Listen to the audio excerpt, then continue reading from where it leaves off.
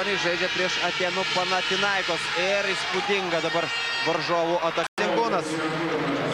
Ir koks Edo Kotos perdavimas Arvidui Saboniui, kaip pranašumą, 47-38.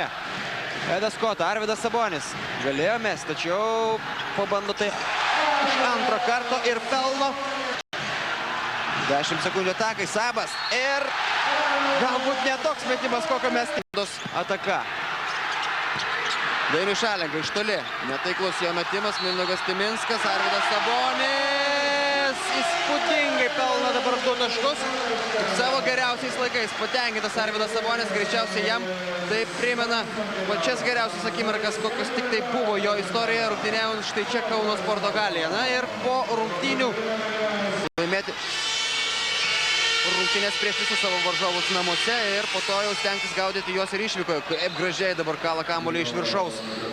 Nikos Kocibretas dar spėja paprašyti savo būdingų stiliumi pražangos. Željko Obradovičius. Arvidas Sabonis dabar.